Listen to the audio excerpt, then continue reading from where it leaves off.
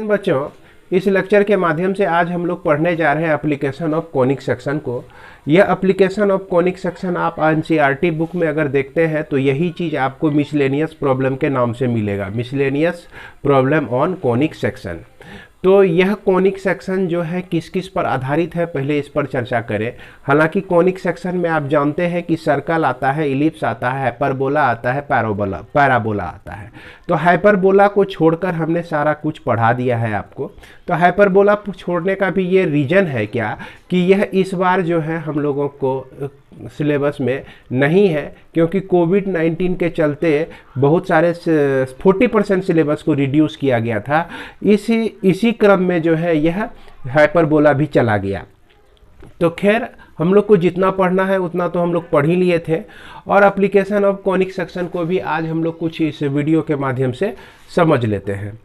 तो इसको शुरू करने से पहले एक चीज़ आप लोगों को यह जानकारी रखनी होगी कि आखिर यह जो कॉनिक सेक्शन है हम लोग अपने डे टू डे लाइफ में कहाँ कहाँ देखते हैं, कहाँ कहाँ हमको आम जिंदगी में देखने को मिलता है।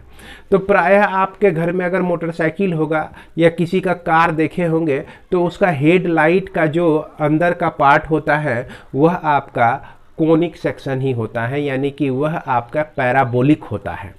इसके बावजूद आप स्पीकर को तो ज़रूर देखे होंगे, स्पीकर भी देखिए एक तरह का पैराबोलिक भी होता है। और बहुत सारे कॉन्फ्रेंस हॉल में जब जाइएगा आप, कभी अगर सिनेमा हॉल में गए होंगे तो देखे होंगे कि सरफेस जो उसका सामने का जो पोडियम होता है वह भी आपका पैराबोलिक शेप का ही होता है। तो ये पैराबोलिक शेप रहने से क्या फ़ायदा होता है, ये क्या होता है कि फोकस को अगर टॉर्च में लगा हुआ हो, हेडलाइट में पैराबोला लगा हुआ हो, तो यह जो है लाइट के फोकस को एक पैरेलल लाइन में कन्वर्ट कर देता है। पैरेलल लाइन रिफ्लेक्शन के बाद वह पैरेलल होके बाहर निकलती है, जिसके चलते वह फोकस दूर, बहुत दूर जा सके। इसके बावजूद भी आपके सोलर सिस्टम में जितने भी ग्रह उपग्रह घूम रहे हैं वह सब इलिप्टिकल पाथ पर घूम रहे हैं।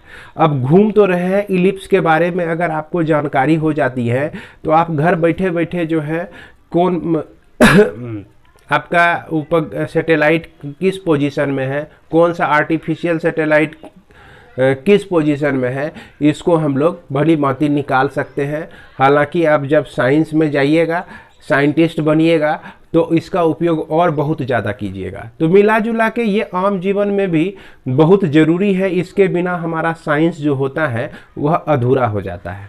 तो इसी अधूरेपन को दूर करने के लिए आज हम लोग एप्लीकेशन में देखेंगे, कुछ प्रॉब्लम को बनाएंगे और देखेंगे कि कहाँ कहाँ इसकी ज़रूरत पड़ती है। तो सबसे पहले आपको एक बात बता दूं कि ये आपका आर.एस. अग्रवाल का बुक है। आर.एस. अग्रवाल बुक को अगर आप देखते हैं तो ये एक्सरसाइज 25 है, जिसमें एप्लीकेशन ऑफ कॉनिक सेक्शन है, और इसमें आपका सिर्फ 5 प्रॉब्लम दिया गया है। इसके अलावा एग्जाम्पल में आपका लगभग 10 प्रॉब्लम दिया गया है। तो यह 5 प्रॉब्लम अगर बना लेते हैं तो उधर के 8-9 प्रॉब्लम तो आपको ऐसे ही बन जाएंगे। कुछ प्रॉब्लम में दिक्कत हो सकती है, तो दिक्कत भी इसलिए नहीं होगी उदाहरण के प्रॉब्लम को बनाने में, एग्जाम्पल के प्रॉब्लम को बनाने में, चूँकि वहाँ पर उसका सॉल्यूशन होता है। अगर एक्सरसाइज के प्रॉब्लम को आप ठीक तरह से समझ लेते हैं तो एग्जाम्पल के भी प्रॉब्लम में आपको बनाने में दिक्कत नहीं होगी, ये मेरा पूरा भरोसा है, उम्मीद करते हैं यही चीज़। तो यहाँ पर हम चलते हैं एक्सरसाइज 25 के सबसे पहले नंबर प्रॉब्लम में। यह आपका क्या कहता है कि the focus of a parabolic mirror is at a distance of 6 centimetre from its vertex. अब याद कीजिए भाई, पैराबोला है, पैराबोला में वर्टेक्स कहाँ होता है, तो ये आपका पैराबोला हो गया। इसका जो वर्टेक्स होता था हमारा, यहाँ पर ये वर्टेक्स होता था, यहाँ पर इसको हम लोग वर्टेक्स कहते थे। तो अभी तक जितने भी पैराबोला हम लोग पढ़े हुए हैं सबका वर्टेक्स जो है आपका ओरिजिन पर है। तो कहता है कि वर्टेक्स से 6 सेंटीमीटर की दूरी पर है इसका फोकस, यानी कि कहीं ना कहीं तो इसका फोकस है ही, जो कि यह 6 सेंटीमीटर की दूरी पर है, ये कह रहा है। If the mirror is 20 centimetre deep. अब यहाँ बहुत बच्चों को कंफ्यूजन होता है। If the mirror is 20 centimetre deep, यह जो मिरर है आपका इस तरह से बना हुआ, तो फोकस आपका यहाँ है। यह मिरर जो है आपका बहुत बड़ा है, इस तरह से बड़ा है, और इसका फोकस अंदर में है। ये डीप कहने का मतलब क्या हो गया कि ये देखिए इस तरह से आपका मिरर होता है, गोलीय मिरर इस तरह से है आपका, और इसका डीप कहने का मतलब क्या हो गया कि ये जो है आपका इसका विड्थ जो है, इसकी चौड़ाई जो है 20 सेंटीमीटर है। कहने का मतलब सीधा समझिए कि इस मिरर को हाथ में उठाइए और कहीं धरती पे रख दीजिए, है ना, यहाँ पे रख दिए, और उसके बाद जो है वह कितना ऊंचा आया यह आपको पता चल जाएगा। मान लीजिए ये बोतल है, बोतल को हम इस तरह से यहाँ पे रख दिए, यह कितना ऊंचाई है तो कितना डीप है, ऊपर से अगर नाप रहे हैं तो ये आपका डीप हो गया। उसी तरह से यह पैराबोला को उठा के ऐसे रख दीजिए, डलिया के तरह हो जाएगा, और डलिया का ऊंचाई माप लीजिए, तो वही डीप यहाँ पे कह रहा है कि ये जो ऊंचाई है इसका 20 सेंटीमीटर है। फिर उसके बाद पूछता है कि फाइंड इट्स डायमीटर, इसका डायमीटर निकालिए भाई, क्या होगा डायमीटर। ये कहने का मतलब कि ये डायमीटर आपको निकालना है। ये मान लीजिए रेडियस आर है तो यह भी रेडियस आर, ये दोनों मिल के जो है डायमीटर हो जाएगा। तो यहाँ पर डायमीटर निकालने के लिए हमको ये आर का वैल्यू पता करना होगा। किसका वैल्यू पता करना होगा? आर का वैल्यू पता करना होगा। अब ये जो पैराबोला है आपका देख रहे हैं कि हालांकि यहाँ पैराबोला जो है राइट हैंडेड साइड पैराबोला लिए हुए हैं, तो इस पैराबोला का इक्वेशन हम लोग जानते हैं क्या कि इक्वेशन ऑफ पैराबोला का y square equal to 4ax पढ़े हुए हैं। अब यह y square equal to 4 into a का जो वैल्यू है 6 सेंटीमीटर दिया गया है, a का वैल्यू 6 सेंटीमीटर, यही इसका फोकल लेंथ है। तो 6 इंटू एक्स, चूंकि कहा ना फोकस से वर्टेक्स के बीच की दूरी 6 है, तो ये 6 हो गया, 6 चौके 24, 24x हो गया। यानी कि इस पैराबोला का equation y square equal to 24x हो जाता है, y square equal to 24x हो जाता है। अब यहाँ पर हमको ये सोचना है कि भाई ये r कैसे निकालें। तो देखिए यहाँ से अगर इस वर्टेक्स से हम यहाँ चले तो यह 20 सेंटीमीटर की दूरी हम ट्रेवल करते हैं यहाँ पे आने में, और यहाँ पे जब चलते हैं तो यह पैराबोला का कोई पॉइंट होता है। तो इस पॉइंट का कोऑर्डिनेट अगर हम निकालें तो इसका कोऑर्डिनेट 20 और r हो जाएगा। देखिए इसमें कोई कंफ्यूजन नहीं होना चाहिए। ये पैराबोला है, ये कोऑर्डिनेट एक्सिस है आपका x एक्सिस, ये है आपका y एक्सिस। अब यहाँ ये पॉइंट का कोऑर्डिनेट हमको निकालना है, तो यहाँ से हम यहाँ चलेंगे x एक्सिस में जो कि 20 सेंटीमीटर होगा, और फिर उसके बाद यहाँ से यहाँ आएंगे y एक्सिस में जो कि r सेंटीमीटर होगा। तो 20 और r जो होगा इसका एक पॉइंट हमको मिल जाएगा। तो यहाँ पे लिखेंगे कि here 20 and r be a point is a point on the parabola। Parabola पर एक पॉइंट हमको मिल गया। Therefore it must satisfy the equation of parabola। Equation of parabola को निश्चित रूप से यह सेटिस्फाई करेगा, है कि नहीं। Therefore y स्क्वायर यानी कि r का स्क्वायर इक्वल टू 24 और यह x का वैल्यू 20 हो गया, इसलिए r equal to square root of 24 into 20 लिख सकते हैं। अब 24 और 20 को हम लोग सॉल्व करते हैं। यह 6 इंटू 4 इंटू 20 को लिख सकते हैं 5 इंटू 4, ये लिख दिए। अब 2 को 4 जो है मिलकर एक 4 आ गया बाहर, और उसके बाद 6 5 जब 30 होता है तो 4 रूट 30 हो जाएगा, इतना सेंटीमीटर हो जाएगा। ये तो हमारा निकला क्या, r निकला। अब हमको डायमीटर निकालना है, तो डायमीटर को हम लोग 2r लिखते हैं। तो 2 इंटू आर का जो वैल्यू है वह 4 रूट 30 है, तो यह आपका 8 रूट 30 सेंटीमीटर हो जाएगा। क्या हो जाएगा भाई, इसका डायमीटर हो जाएगा यहाँ से लेकर यहाँ तक। तो ये हो गया आपका पहला नंबर का सॉल्यूशन। दूसरा नंबर क्वेश्चन भी इसी तरह का है, और पहले नंबर और दूसरे नंबर में कोई खास अंतर नहीं है। तो यहाँ पर दूसरा नंबर क्वेश्चन जो है हमने लिखा बोर्ड पे, देखिए ए parabolic reflector is 5 centimetre deep. तो यहाँ पर देखिए 20 सेंटीमीटर डीप था, यह 5 सेंटीमीटर डीप है।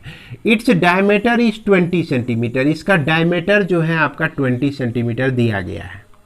How far it's focus from the vertex, तो इसकी फोकस जो है कितनी दूरी पर है फ्रॉम द वर्टेक्स से।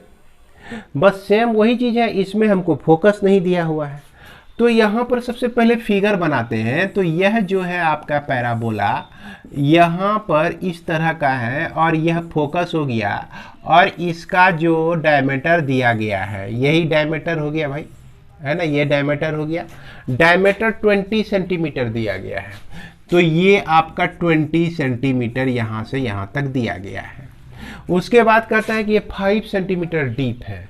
तो यह डिस्टेंस जो है 5 सेंटीमीटर आपका डीप है। तो अब बताइए कि इस पैराबोला पर इसका कोऑर्डिनेट क्या हम लोग लिख सकते हैं। तो इसका कोऑर्डिनेट के लिए इस 0 0 से हमको पहले यहाँ आना होगा एक्स एक्सिस पर। तो 5 सेंटीमीटर चलेंगे और फिर ऊपर जो जाएंगे तो ये पूरा 20 है, तो 20 का आधा 10 हो जाएगा यहाँ पर। तो यह पॉइंट जो है 5 और 10 हमको मिल जाएगा। अगर हम चाहते हैं कि इसका भी कोऑर्डिनेट हम लिखें तो यहाँ तो 5 अब फिर यहाँ निगेटिव डायरेक्शन में 10 हो जाएगा। तो 5 माइनस 10 इसका कोऑर्डिनेट हो जाएगा। तो दोनों पॉइंट जो है आपका इस पैराबोला पर एग्जिस्ट करता है। तो निश्चित रूप से यह पॉइंट क्या करेगा, सेटिस्फाई करेगा पैराबोला के इक्वेशन को। तो equation of parabola y square equal to 4ax होता है। उसके बाद यह 5 और 10 एंड 5 और minus 10 okay lie on the parabola पर लाइज करता है। Therefore it must satisfy the equation of parabola का इक्वेशन को निश्चित रूप से सेटिस्फाई करेगा। इसको होगा तो एक लाइन लिख दीजिएगा। तो यहाँ पर हम लोग देखते हैं y स्क्वायर है, तो y कहने का मतलब 10 का स्क्वायर हो गया। 4 है तो 4 लिख दिए, a है तो a लिख दिए, x है तो यहाँ पर 5 लिख दिए। तो यह 100 हो जाता है और 4 पंचे 20 होता है। Therefore a equal to 100 by क्या हो गया 20। तो यह आपका 5 सेंटीमीटर निकल गया। तो 5 सेंटीमीटर की दूरी पर जो है इस पैराबोला का फोकस है। कितने सेंटीमीटर की दूरी पर, 5 सेंटीमीटर की दूरी पर, और 5 सेंटीमीटर इसका डीप भी है। यानी कि यह जो बाहर का सर्कुलर लेवल है उसी लेवल में इसका फोकस भी एग्जिस्ट करता है। तो उम्मीद करते हैं कि यह दोनों प्रॉब्लम आप लोग समझ गए होंगे। इसके बाद हम लोग बढ़ते हैं तीसरे नंबर। अगर आपके पास बुक है तो बुक को निकाल के जरूर देखिए, अगर बुक नहीं है तो ध्यान से सुनिएगा।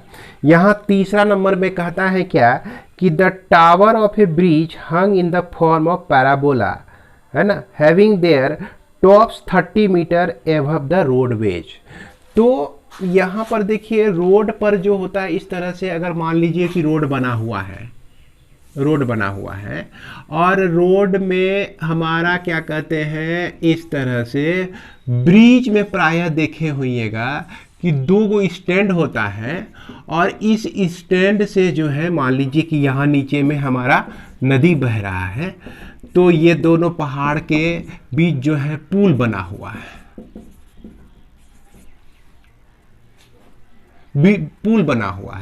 तो पुल प्रायः इस तरह का होता है कि इस तरह से वायर जो है लटका हुआ रहता है, हैंगिंग करते रहता है, और इसके बाद यहाँ पर इस तरह से ये केबल जो है इसको सपोर्ट किए हुए रहता है, तो ये जो है आपका हो गया पुल हो गया। और इस पे आराम से जो है आपकी कार चल सकती है भाई, आपका बस भी चल सकता है। अगर आपके पास बस है, ट्रक है, तो इसको भी चला सकते हैं। अब इसमें कहता है कि यह जो वायर है आपका, यह वायर पैराबोलिक फॉर्म में है और इसका जो क्या कहते हैं सबसे ऊंचा टावर जो है यह 30 मीटर ऊंचा है। कितना मीटर ऊंचा है? 30 मीटर। किस लेवल से? रोड लेवल से 30 मीटर ऊंचा है। और फिर ये कह रहा है कि 200 मीटर का ब्रिज है। ये दोनों टावर जो है आपका 200 मीटर लॉन्ग है, यहां से यहां तक 200 मीटर यह बड़ा है, लंबा है। इसके बाद कहता है कि if the cable is 5 metre above the roadway at the centre of the bridge, bridge के ठीक सेंटर पे चले जाइए तो निश्चित रूप से सेंटर पे क्या होता है कि यह जो केबल है, तार है, धीरे धीरे नीचे आते चले जाता है, धीरे धीरे नीचे चले आता है। तो सेंटर पे आके जो है यह 5 मीटर ऊंचाई पर है। कितना मीटर ऊंचाई पे है भाई? 5 मीटर ऊंचाई पे है। Find the length of the vertical supporting cable 30 metre from the centre. अब देखिए वर्टिकल केबल ये हो गया, लेंथ ऑफ वर्टिकल केबल, ये सब क्या है? वर्टिकल केबल है। अब एक ऐसा वर्टिकल केबल के बारे में आपको पूछ रहा है जो कि यहां से 30 मीटर की दूरी पर हो। 30 मीटर की दूरी पे मान लीजिए ई वर्टिकल केबल है ना? तो ई वर्टिकल केबल के पास खड़े हो जाइए और यहां से जो है नदी को देखिए नीचे। देखना है हम लोगों को ई वर्टिकल केबल को, है कि नहीं? तो अब इस वर्टिकल केबल की लंबाई कितनी है ये हमको निकालना है। यहाँ पे इस फिगर को मैं फिर से स्पष्ट बनाता हूँ। यहाँ ध्यान दीजिए कि ये 2 गो वर्टिकल टावर हो गया। इसके बाद यहाँ पर ये जो है पैराबोलिक फॉर्म में है और ये रोड का लेवल है आपका, और ये जो है आपका 5 मीटर है। यहाँ से 30 मीटर जाने के बाद जो आपका केबल है ना, जो केबल है 30 मीटर जाने के बाद उस केबल का लेंथ आपको निकालना है। जबकि यह आपका 30 मीटर ऊंचा है, यह भी 30 मीटर ऊंचा हो जाएगा और यह जो डिस्टेंस हो जाएगा 200 मीटर इसके बीच की दूरी हो जाएगी। उम्मीद करते हैं समझ गए होंगे। अब जो है हम लोग को क्या करना है कि पैराबोला बोल दिया है तो इसका वर्टेक्स डिसाइड करना है। तो ये एक लाइन हम खींचते हैं जो कि एक्स एक्सिस होता है। ये हो गया इसका वर्टेक्स हो गया। अब ये वर्टेक्स से यहाँ पर कहीं ना कहीं फोकस होगा।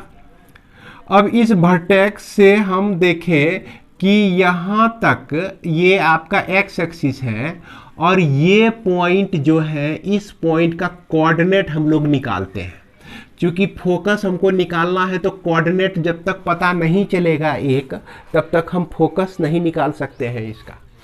तो कोऑर्डिनेट निकालने के लिए अब देखिए ये 5 मीटर का लेवल है तो यह भी 5 मीटर का लेवल है, यह भी आपका 5 मीटर का लेवल है। यहाँ से लेकर यह ए से लेकर पी तक, ए से लेकर पी तक जो है 30 है पूरा, और ए से लेकर एम तक जो है कितना हो जाएगा? 25 हो जाएगा। ए से लेकर पी तक जो है आपका 30 मीटर है, तो ए से लेकर एम तक जो है कितना हो जाएगा? 25 मीटर हो जाएगा। ध्यान दीजिएगा।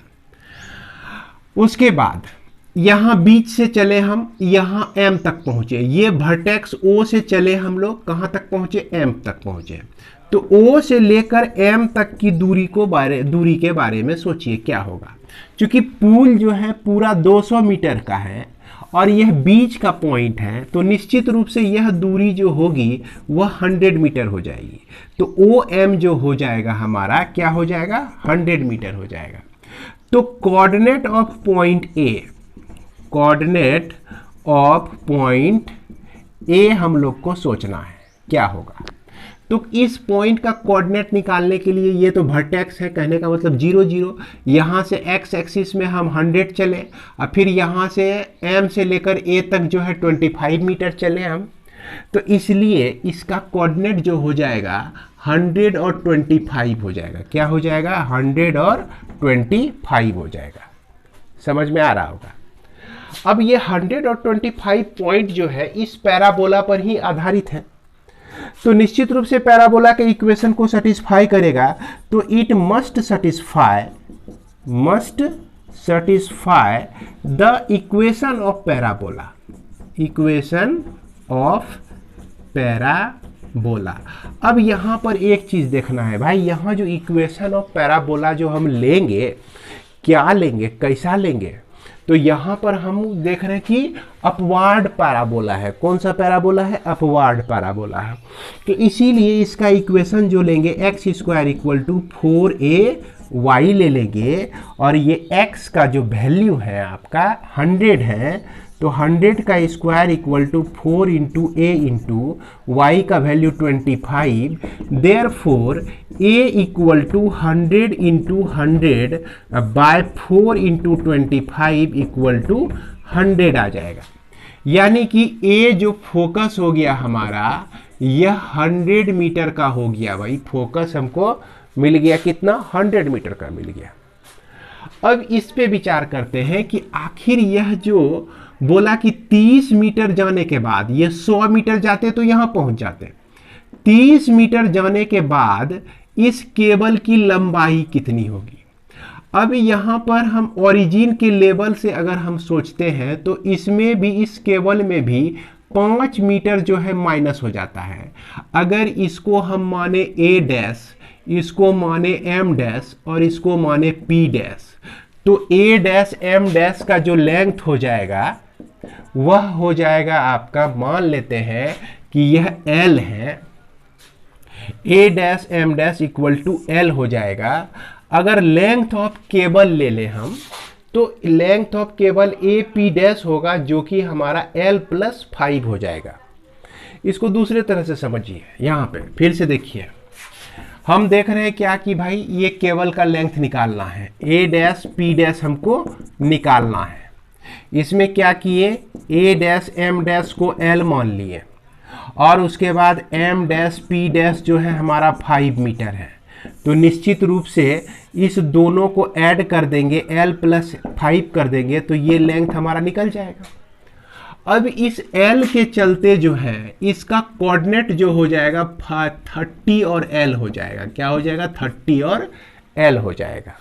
देखिए x एक्सिस में हम 30 मीटर की दूरी पे गए और y एक्सिस में जो है कितना मीटर की दूरी पे गए, L लेंथ में गए। तो चलिए ये 30 और L जो है अगेन आपके इक्वेशन को सेटिस्फाई करेगा, इस इक्वेशन को सेटिस्फाई करेगा। तो यहां पर इक्वेशन ऑफ पैराबोला जो है अब क्या बन गया है, ये x square equal to 4 into 100 into y यानी कि 400 वाई बन गया है। इसके बाद हम लिखेंगे क्या कि यह 30 और L है ना लाइज ऑन पैराबोला, पैराबोला पर भी लाइज करता है। तो यह जरूर निश्चित रूप से सेटिस्फाई करेगा इसको। तो क्या लिख सकते हैं हम लोग लिख सकते हैं क्या कि y square x square equal to, x square कहने का मतलब 30 का स्क्वायर इक्वल टू है ना 400 वाई। तो 400 इंटू वाई, y के जगह पे क्या रख देंगे, l रख देंगे। Therefore l equal to 30 into 30 by 400 हो गया। दोनों जीरो कट गया तो यह 9/4 मिलता है आपको। अब यहां पर देखिए a डैश p डैश को निकालना है हमको, तो इसमें 5 हम ऐड करेंगे।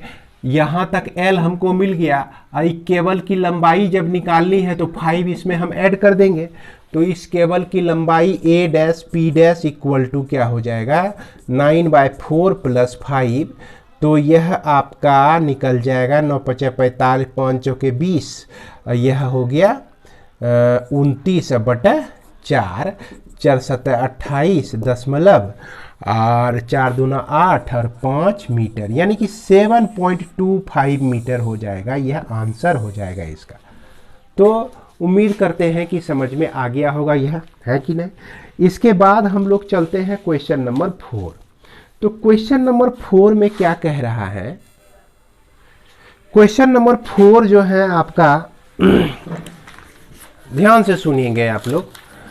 कह रहा है क्या कि a rod of length 15 centimetre moves with its end always touching the coordinate axis, find the equation of the locus of a point P on the rod. Rod पर कोई पॉइंट P है आपका, उसका इक्वेशन आपको निकालना है और वह मूव कर रहा है।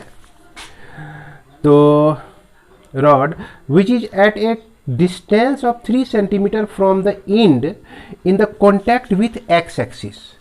तो ये जो सिचुएशन है आपका, इस यह सिचुएशन में देखिए क्या दिया गया, ये कोऑर्डिनेट एक्सिस है और यह कोऑर्डिनेट एक्सिस के साथ एक लाइन जो है मूव कर रहा है।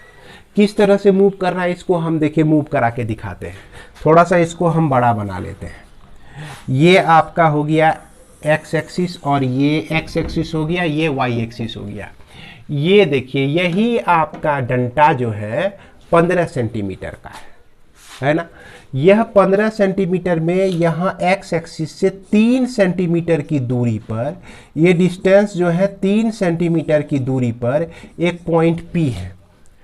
और यह मूव किस तरह से कर रहा है, यह मूव इस तरह से कर रहा है कि देखिए यह जो है आपका ऊपर जा रहा है सीधा, तो ये इस तरह से, देखिए मैं कर नहीं पा रहा हूं, तो ये जो है आपका पॉइंट किस तरह से मूव कर रहा है यहां से हम लोग देखते हैं।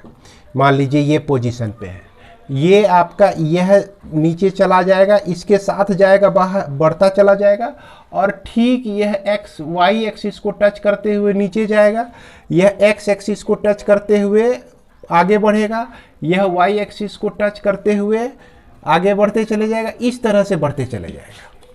तो इस तरह से देखिए यही पॉइंट का जो है पाथ मिलता है।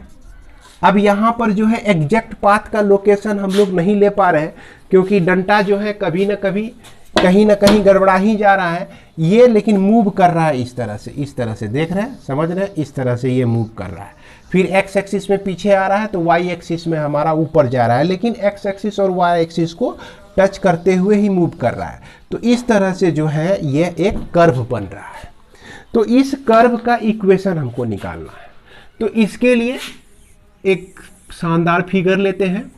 ये डंटा आपका कितना है भाई, रॉड 15 सेंटीमीटर का है। 3 सेंटीमीटर पर एक कोई पॉइंट P है आपका, जिसका कोऑर्डिनेट एक्स वाई मान लेते हैं। अब ये जो पॉइंट मूव कर रहा था, तो जिस पथ पर मूव कर रहा था उसका इक्वेशन आपको निकालना है। इसका इक्वेशन निकालने के लिए हम क्या करते हैं कि यहाँ से यहाँ पर देखिए कोई पॉइंट लिए हैं, तो यह x हो गया, ये डिस्टेंस आपका y हो गया, यह भी x हो गया और यह भी आपका y हो गया। ये O ले लेते हैं, इसको A ले लेते हैं और इसको B ले लेते हैं। अब इसमें क्या करना है, हमको पाइथागोरस थ्योरम का इस्तेमाल करना है। कब? जब हम कि OA और OB को निकाल लेंगे। OA को अगर निकालना चाहते हैं तो x और यहां मान लेते हैं L है ये लेंथ, यह जो है आपका A डैश से लेकर A तक क्या है लेंथ L है, या नहीं तो चलिए इसको P मान लेते हैं। और यहां B है और B डैश का लेंथ जो है आपका Q है, क्या है भाई Q है। अब P और Q तो माना हुआ चीज है, इसको हमको कन्वर्ट करना पड़ेगा, x और y में कन्वर्ट करना पड़ेगा। तो हम यहाँ देख रहे हैं कि दो गो जो ट्रेंगल है, ये दोनों ट्रेंगल जो है आपका सिमिलर है। Triangle B B dash P similar to triangle P A dash A, है ना, इसको ऐसे ये दोनों ट्रेंगल जो है आपका सिमिलर है। क्यों सिमिलर है? क्योंकि यहाँ 90 डिग्री का एंगल, यह भी 90 डिग्री का एंगल, उसके बाद ये एंगल और आपका ये एंगल दोनों करस्पॉन्डिंग एंगल है। तो इसलिए यह दोनों जो ट्रेंगल हो जाएगा सिमिलर हो जाएगा।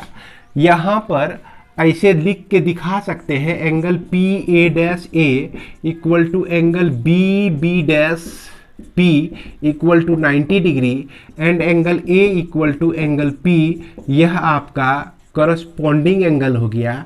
तो देयरफॉर ये दोनों जो ट्रेंगल हो जाएगा आपका सिमिलर हो जाएगा।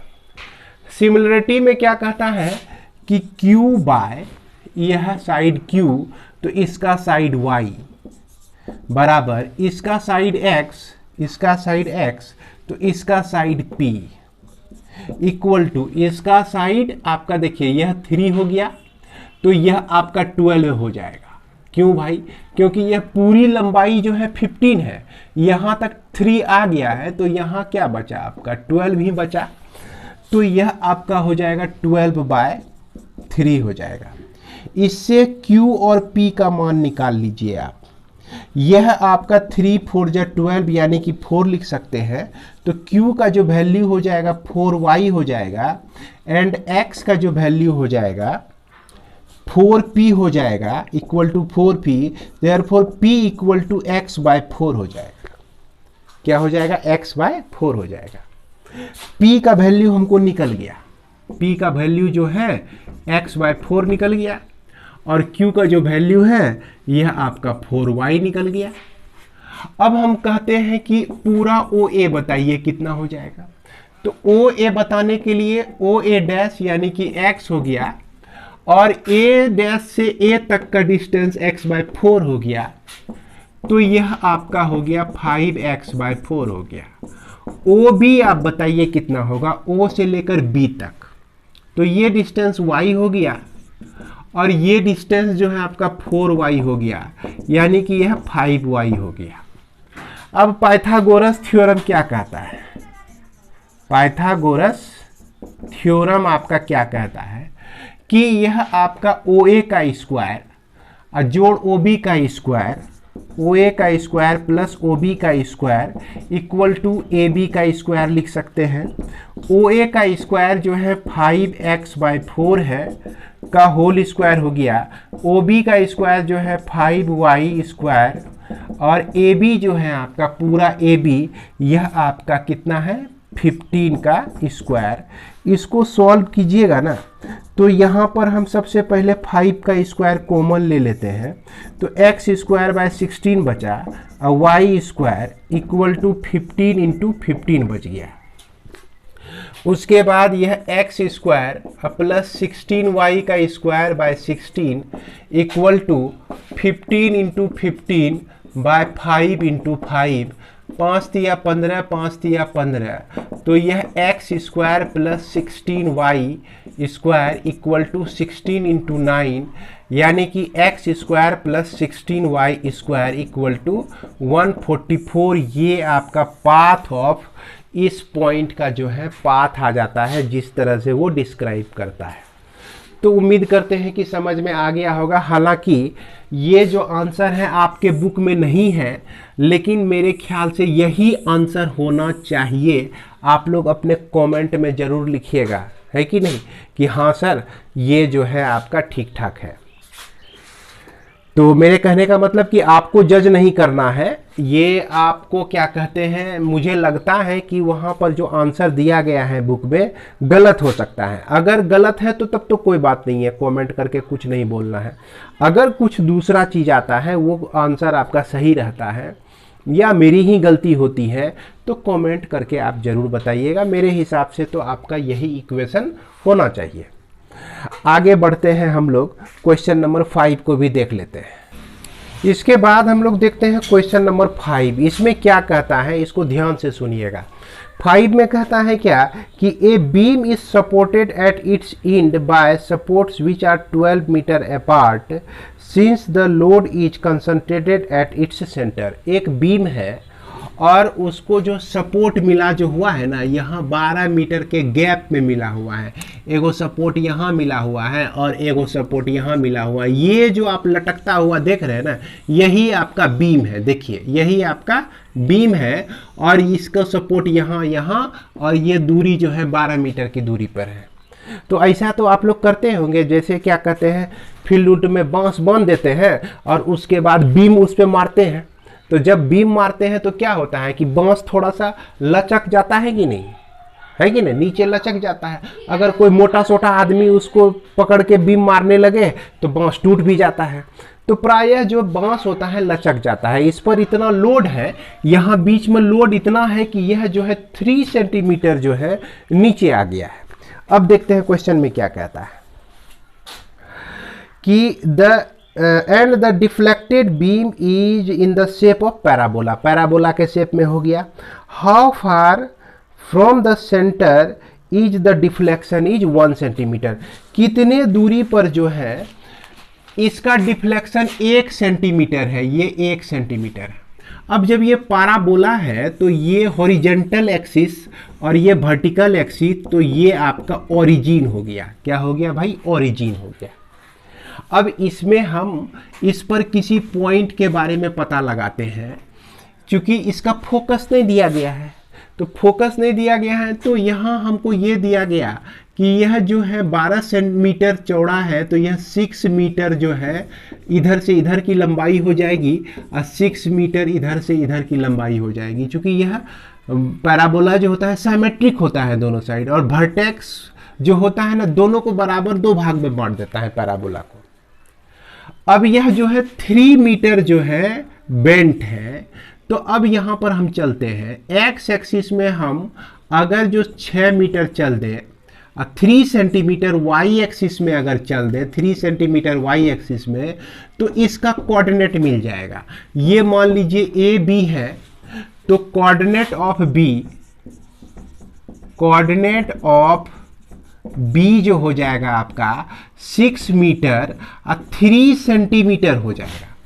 अब यहां थोड़ा दिक्कत हो गया, ये सेंटीमीटर में है और ये सेंटीमीटर में है, ये आपका मीटर में है, ये सेंटीमीटर में है। तो ऐसा करते हैं 6 मीटर रहने देते हैं, 3/100 मीटर कर देते हैं, 100 से डिवाइड कर देंगे तो 100 मीटर आ जाएगा, 3/100 मीटर हो जाएगा। अब ये पॉइंट जो है इसी पैराबोला पर है, और ये पैराबोला अपवार्ड है, तो इसलिए x² = 4ay लिख सकते हैं। अब यह पॉइंट जो है इसको सेटिस्फाई करेगा, तो 6 का स्क्वायर = 4 × a × 3/100 हो गया। a का वैल्यू निकाल लीजिए, 6 × 6 × 100 अब बाय 4 × 3। इसको सॉल्व कर देते हैं, 3 2 जा 6, 2 2 जा 4 और 2 3 जा 6, तो यह 300 निकल गया। इट मीन्स ए का जो वैल्यू हो गया, फोकस आपका हो गया 300 मीटर पर, ये फोकस हो गया। अब क्या कहता है कि ऐसा कौन सा जगह है इस बीम में जहां की डिफ्लेक्शन 1 सेंटीमीटर है।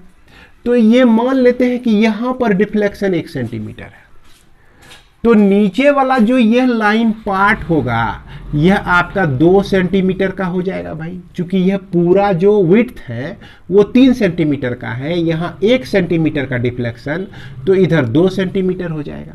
और यह जो लेंथ है आपका पूरा 6 है, और ये हमको पता नहीं है, तो इसको मान लेते हैं कि इसको मान लेते हैं L मान लेते हैं, या P मान लेते हैं, या Q मान लेते हैं। चलिए L ही मान लेते हैं। तो इस हिसाब से इसका कोऑर्डिनेट जो है P पॉइंट का कोऑर्डिनेट हो जाएगा L, और क्या हो जाएगा 2 सेंटीमीटर हो जाएगा, है कि नहीं। और यहां पे ले लेते हैं let at P the deflection of beam is 1 centimetre. कितना है भाई, 1 सेंटीमीटर है इसका डिफ्लेक्शन। तो इस स्थिति में P का जो कोऑर्डिनेट हो जाएगा वह आप लिख सकते हैं क्या, L, और यह 2/100 मीटर के रूप में लिख सकते हैं। क्योंकि 2 सेंटीमीटर है, 2 सेंटीमीटर को कन्वर्ट करेंगे हम मीटर में, तो 2/100 हो जाएगा।